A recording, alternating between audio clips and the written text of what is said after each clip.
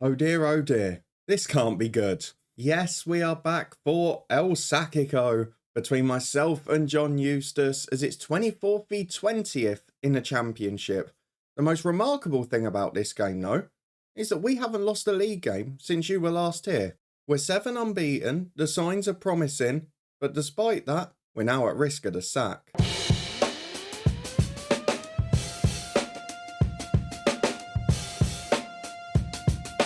Yes, hello and welcome to El Sackico with me, Daniel. It is part 12 of Built in Bristol, and we are back today as we try desperately to cling on to our job. We are playing against Birmingham City, who are currently bottom of the league. But as I mentioned a moment ago, we've actually been in good form. Bar Arsenal away from home in the Carabao Cup, we've been very competitive in recent weeks, and that's despite the fact that key players like Sackico and Alex Scott have been injured throughout. So if you're looking forward to seeing if we can cling on to our job today as we head into the November international break looking to be employed, then please do put a thumbs up on the video. We've got lots to talk about, we've got more injuries as well, but let's start by having a look at the schedule, because if you saw this run of form, particularly in a championship, you probably wouldn't think a sacking's on the cards, and you'd certainly see signs of progress. But we've talked before about the robotic way that expectations and promises and interactions generally work in Football Manager, and we seem to have reached that point of the season. If you have a look at the number of games we played, which is now 14, when we got to 12, I think it was, we suddenly went from completely secure to very insecure, despite the fact that we'd actually been 4 or 5 unbeaten at that point. So it does look like it gets to a certain stage of the season and they say, okay, now we consider you underperforming. But we are 7 league games unbeaten. We are playing pretty well. We're not conceding many goals at all. And Sam Surridge is back amongst them. But despite that, a few victories have been turned into draws, and that might be the costly thing. Let's have a look at what's happened since you were last here, because you joined me as we finally got our first league win against Coventry. We backed it up with another one against Bournemouth, with Sam Surridge getting a brace against his former club. We then drew 0-0 at Hull in a game we played really well. Drew 1-1 at QPR, where perhaps it was the decisive moment. We let in a 91st minute equaliser. Ilias Chair scored a screamer. These things happen. We then lost 3-0 at Arsenal in the Carabao Cup. Beat Ipswich 1-0 with a Sam Surridge goal. And then drew 1-1 at Stoke with a 94th minute equaliser at home from Sam Surridge. We dominated the game. It's another one we didn't take our chances. And it is an issue this season. But you look at Sackico and Alex Scott, they're 2 of the best rated attacking players at the club. They've been out virtually all season. So there are mitigating circumstances for where we are. We've got a couple of others unhappy in attacking areas and we're not cohesive as a result. But defensively, the record is very good. And for the last couple of months, we've barely conceded. Despite that though, we are not in a great position in the league. We're up to 14 points now. Just 10 off the playoffs, bizarrely. 5 off the bottom where Birmingham are now.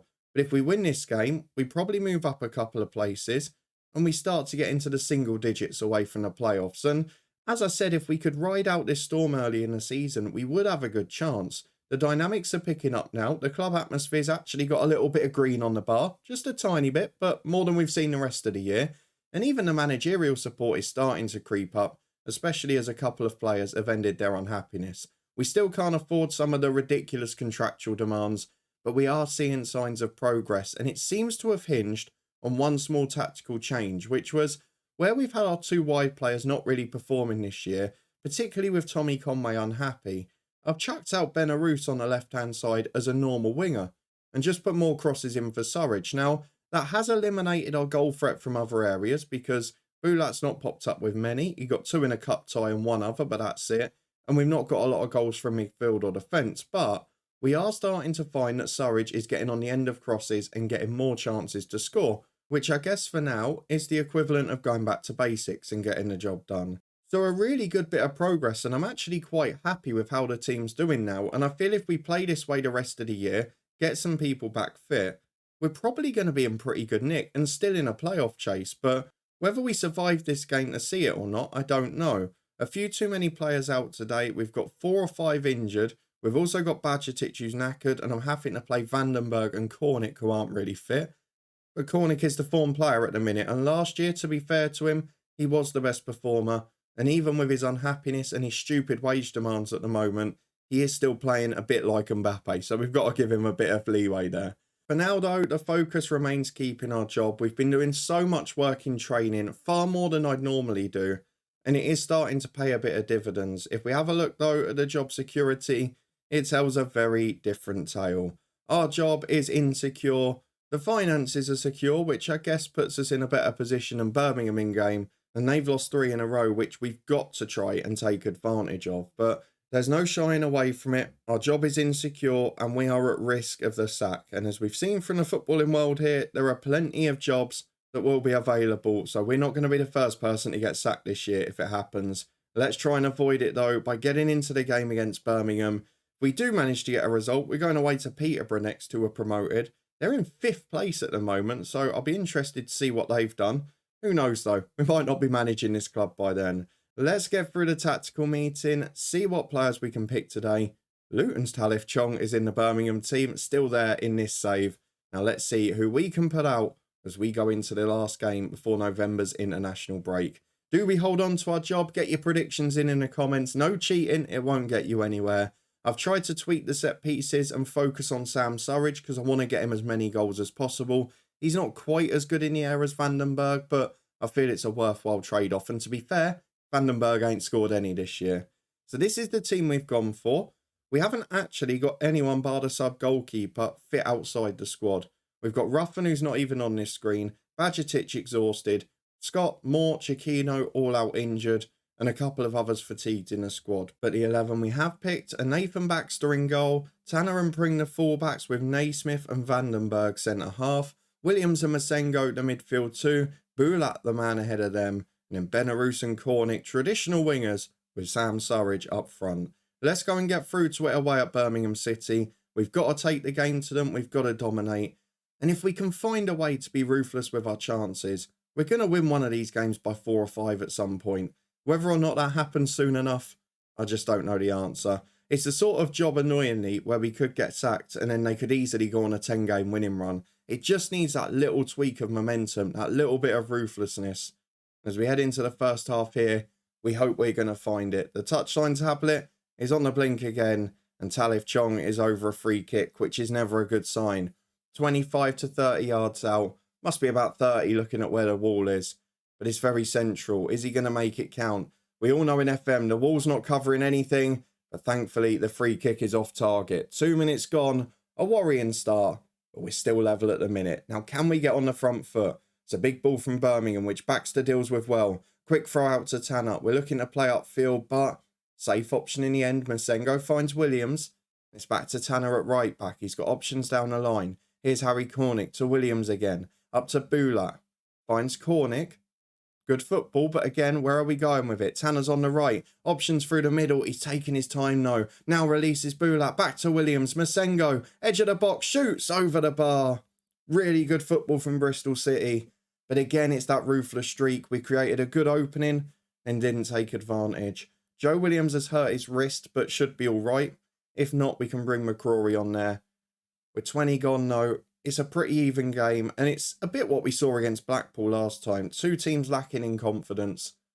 But will we find the opening? We have had the higher threat in this game so far, but we're back with Birmingham on the ball. Big punt downfield, which Vandenberg deals with. Naismith into Williams. Can we create something meaningful? As Pring comes over halfway. Benarus is down the line, but he goes for the big early cross. Cornick in at the back post. Get in. It's Route 1. It's direct, but look who it is. Harry Cornick in this save. Where would we be without him? Never played like this when he was a Luton player in FM, but he is some pro, and maybe he deserves that contract for his form. Who knows? You know he'd go off the boil straight away, though. As Tanner cuts in from the right, gives it away, but Williams wins it straight back to Pring and Masengo. Chance to shoot, but goes back to Naismith. Maybe thought better of it after his last shot. Williams wide to Tanner. Now can we get Birmingham while they're lacking in confidence after conceding? Tanner cuts in from the right again. Loads of options in the middle. Plays safe though. Birmingham chasing. As soon as we get in their half, they're pressing us. But Pring comes down the left. Big ball to Benarus. He's in behind. There's 3 in the middle. Benarus to cross, but he takes too long. He's back to Pring again. We know he's got the delivery. Beats his man. Puts in a deflected cross. Sam Surridge is up. And Sam Surridge scores it. It's from the same route. I don't want to speak too soon, but could this be the game? Could this be the one where we just put in 3 or 4 and finally get onto the front foot? Show that ruthless streak from 2 pretty average crosses. We have now scored 2. I mean, quite frankly, we should just be focusing on winning the game first, but here's Benarous on the left. Support from Pring and Masengo. Into Bulat. We seem to be playing round them pretty easily here. As Benarous is waiting for Pring's overlap. He's down the left again. Got 2 in the box already for assist. Finds Benarous. Brought down. It's into Surridge. How's he missed that? And why is it not a penalty? It's a corner kick. I mean, it's brilliant football. And the only difference to this game with other ones is that we've actually scored chances. But the match momentum, we're dominating it. It's out to Bulat. He loves a long shot. Doesn't take one though. Goes wide to Naismith. He cuts in. Great cross to Cornick. Loses out in the air. Vandenberg gets it though. It is absolutely an onslaught. And at half-time, 2-0 does not flatter us at all. It's been a really good display. I'm just going to have a quick look at Bulat statistically. He's got a great long shot rating. Are we stopping him from doing it? No, we're not. I'm going to ask him to shoot more often there. I want to see what magic he can produce. He is the worst performer there, and maybe doing that with the number 10 will actually improve the performance. We've got 5 minutes into the second half. Birmingham are offering nothing. We have got a few issues with fitness, but I'm trying to focus on the fact we've got 2 weeks off after, so we can just nurse people through this game. We should be all right. What I'm going to do, though, is I'm going to bring Bulat into midfield for Williams, where he's very good anyway. I'm going to take Williams off, who got that knock earlier, for Mehmeti. I'm also going to take off one of the defenders. I think we'll bring on Ross McCrory for Vandenberg, because he was struggling pre-match. And then Cornick on the right isn't that fit either, so Mark Sykes will come on for him. And with 15 to go, just freshens it up, gives us a little bit more pace in attack. Maybe gives us the opportunity. We've got 5 odd minutes to go now. Time for a couple more changes, I think. We've got Matty James who can go in for Bulat. We'll switch in with Masengo. And then we've got Viner who can come on for Naismith. Has barely featured this season, but we'll be able to do a job for now. He'll go to the right. McCrory switches sides. Please don't throw it away. It's been a really professional performance, but I love a third goal to put the gloss on it. As Tanner finds Masengo. Back into Zach Viner. Has support from McCrory, who's everyone's in their half. It's amazing. As Matty James gives it back to him again. And Viner into Masengo. Change of role for him, but still finds the pass for Sykes. Beats the defender, puts it in for Surridge. Oh, that's the type of miss I'm talking about. He's put the rebound in with his head. It is 3-0. But that first one that hit the bar, that is the type of chance we've been missing game after game. It's a brilliant win, this. It's finally feeling like our team again. Benarous has picked up a knock, but we've got 2 weeks off. And that was the first moment I felt like we were taking some chances. 3-0 to Bristol City, a comprehensive win. Hopefully that will end any talk of the sack. And fingers crossed it will be the start of a great run. I say that, great league games unbeaten. Back in a moment to face Peterborough. I've got to get through an unexpected international break now. Well, we're back after the international break for a 3-game week, which starts with us playing 2 of the top 4. Later is top of the table Burnley, who we lost to in the playoffs last year. But first is promoted Peterborough, who are flying. Now, I need to go and find out what they've done and why they're so good. Well, they've brought in a lot of good players. There's the very simple answer to it. Lots of them on loan at the moment. That doesn't make them any worse. Let's go and get through to the fixtures. We've got 1 or 2 returning from injury, but I don't know whether they're going to come straight back in because we did play well last time out. For example, we've got Bajatic, who deserves a rest, has been out on international duty and is knackered.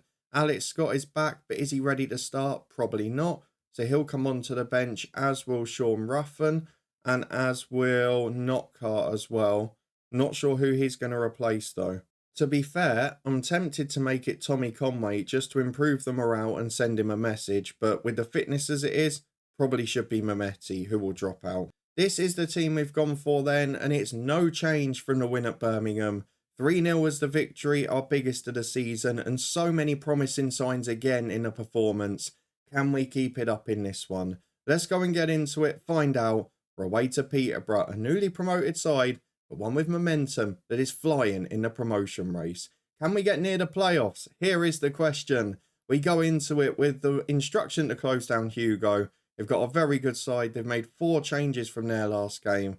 They've got Bettinelli, who we almost signed with Reading, didn't we, in that stream save on Twitch. And Johnson, Clark, Harris still there on the bench. Ricky J. Jones, all hail. Anyone who didn't see the FM22 save, you need to go and watch it with Hemel Hempstead. That man is a legend of this channel. Let's go and get through the dressing room. Pick up where you left off. Loads of them inspired, loads motivated. But what will it do to our performance? Ronnie Edwards was there. We did try to sign him. And although that's failed, we have pre-agreed one deal for January, which we'll have a quick look at after this game. We've also bought a couple of new big name coaches in as well. So big progress over the last couple of weeks. But for now, I want to focus on the performance. And it's been an even start to the match. No real shots, no highlights. But the other stuff is looking good until now. Because we get an injury almost immediately for Belarus. Now, my options are to bring on Tommy Conway and have minimal disruption. Or to try and make a tactical adjustment. And I don't want to. So Conway will come on. It's going to have to be an inverted winger because he's right-footed and he can't play any other way. And I guess it allows Pring forward to put crosses in, but I'm not sure it's going to help us much. 20 minutes gone, it's the last thing we needed. Just can't stop getting injuries this year. As Masengo chips the ball forward, Edwards heads away to Fuchs and now Ward. Through Wooder Perkins, they're playing 2 up front, which we always struggle with. Devine has beaten Pring with ease. He gets him one-on-one, and it's really good goalkeeping from Baxter. Did the old Schmeichel, made himself huge. And it's out for a corner kick, which will be taken by Ward. Outswinging delivery to the front post. Free head up, but straight at Baxter. We get away with it. 25 gone, but Peterborough getting on top. So we are at the other end now with Cameron Pring, who picks the ball up by the byline. Chance to cross, which led to so many goals last game. As that one comes in from the back post, and Williams puts the rebound in. I lost my words there, but who cares? We got the goal.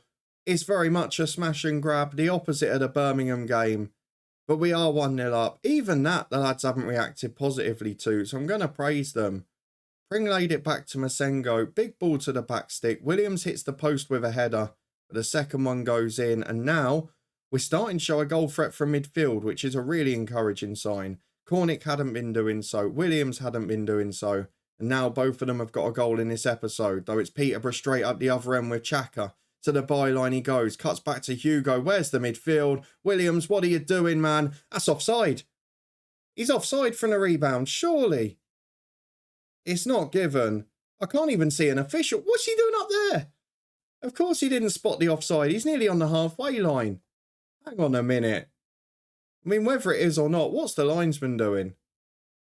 I'm trying to come in when the shot comes. Oh, that's tight. I think he's on, in fairness.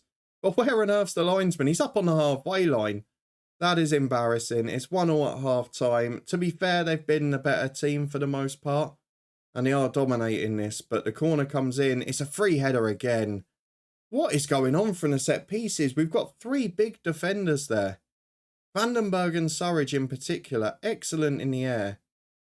But we're just not winning them. As it's up to the back post. Baxter does well. And now we can regroup for the second half. I'm just going to drop for balance for 10 minutes because it looks like they're going quite aggressive at the start of this half. As we play out from the back with Naismith, we'll try and hit him on the counter. Just take the life out of the game a bit. As Conway in from the left. Chance for him to show how good he is and end his unhappiness at some point. As Conway cuts it back. We did have Pring moaning in the international break saying that he wanted to leave for a bigger club. We'll see what happens with that in January. But so many throwing the toys out the pram. And at the hour mark, it stays 1-1. We will make changes in a moment. Bulat again, really struggling. At least Alex Scott is there this time. He will come on for him. Cornick's not having a great game either, so Mark Sykes will come on out there. Can't do anything with Surridge. Pring, unhappy, so probably not performing now. Just going to get the more shots on for Alex Scott again there. And hopefully we can make it count. First 3 changes, let's hope, or first 2 changes in the second half. Let's hope they make a difference to the outcome of this game because the momentum is with Peterborough a bit. As Vandenberg tries to get on the end of a free kick. Headed away well, but we've got the chance to come forward again. Cameron Pring down the left finds Alex Scott. He really needs to find some form, that kid. As Masengo gives it to Pring again and Naismith to Scott. Back to Vandenberg. Good football, but not really going anywhere at the minute. Patient build up, but it's got to lead to something. Tanner comes down the right. Good ball to Sykes. Into Alex Scott. And there is the shot. Just over the bar this time. That's good football. I don't mind that. We've got problems at the back because Masengo has picked up a knock in midfield as well. And it's going to have to be the last 2 changes because we've only got one more sub break. So he'll be replaced by Matty James. And then at left back, it will be Ruffin for Pring, I think. But, I mean, it's a big downgrade. But do we go for unhappiness or do we go for a good player? I think we're going to go for Sean Ruffin, the player who's happy to be at the club. And the player who's back to fitness. Let's hope it works out. 1-1 at the moment. We've got a threat on the counter, but I'm not sure we're doing enough to win this game. And every set piece has been a threat because for some reason we just can't defend it against Peterborough. Into the box again. Naismith does well this time. It's gone back out to the taker Chaka though. James is beaten. It's into the box again. The flex up in the air. Baxter does well. And to be honest, the way Peterborough are playing, just to keep the unbeaten run going would be a good achievement here. This is one of the first games this season where we've been completely outplayed. And ironically, it's going to be one we might get something from. We've conceded a late goal before and that ball's in. Naismith wins the header. It's out to McCarthy. Into Perkins. Naismith blocks it again. It's a free kick for offside. We're clinging on. I'm not ashamed to say it. But building these points up is important. Our job security back to stable after that win at Birmingham. If we can pick up another point here, we'll probably do the same. 4 points out of 6, I'm happy with that. We've shown signs, we've scored in both games. The only issue with this one is it's another couple of injuries. Before we go though and see when Minette's going to be back, let me show you all the new and upcoming signings to the club. So Benarouz injured for 5 weeks, of course he is. Masengo injured for a couple of days. 9 unbeaten for Bristol City. 17th in the championship. Are we still stable in our job now? Have a quick look. Yes, we are. But let's show you around the transfer screen because we have got Harry Darling joining the club in January. Of course, Swansea got relegated last year. We couldn't get our key centre-half targets. And Naismith is starting to look a little over the hill. So Harry Darling will come in. 1.2 million. Good ball playing centre-half. And a little better physically than Naismith and some of the others. So I feel like he'll be a good addition to the club. He is currently playing for them in League One and not doing all that well, if I'm being honest. The big news, though, is on the staffing front because this week we have signed Neil Critchley as a coach, who we know is a very good coach, is now managing Blackpool again in real life. He's got quality. He comes in on the training ground. Dave Bowman joins as a scout, who is excellent. He was at Blackpool and went with Mick McCarthy a few weeks ago when he got sacked. And Paul McGuinness, a former Leicester under-18 coach, he has joined us to add quality to our defensive coaching. So 3 really good additions there. We have a look at the schedule though for when we're going to return. The plan really is to come back around Christmas because there's a tasty double header here. I mean, there's 3 games in a row that look great. Sunderland and Forest at home, then West Brom away. But of course, we will play it by ear. We'll judge it by whether our job's at risk, whether we're flying up the table, who we're competing with closely. And of course, if there's any more big news off the pitch too, we'll be back for that. We should have a youth intake preview as well. But will we still have a job? That's the big question. Lots of quality, but not really enough results. Albeit we're 9 unbeaten. A few too many are probably draws. If you enjoyed this though, a first thumping win of the season and a hard-fought point away at high-flying Peterborough, then please do put a thumbs up on it. Let me know how you would assess the season so far. Is it progressing the way we want to play? Is it a problem that we can't get certain people to perform? Or is it just one of those years with injuries, with problems that we just have to get through and try not to lose our job? If you want to stay up to date and find out if we do, subscribe and turn that notification bell on. We'll be back tomorrow with a Build a Nation story. We've got a big summer transfer special in that one. We should be going big for a final push in that save. And hopefully there'll be some big name news. We've also got regular live streams on Twitch, more top 3s on the way. And you can also find the football podcast with championship score predictions for every single match day. They're up in the eye above. Links in the description below to anything else you can't find, all the socials and all that. And I'll see you back here in a couple of days' time for more big games with Bristol City, or maybe another El Sackico. Who knows?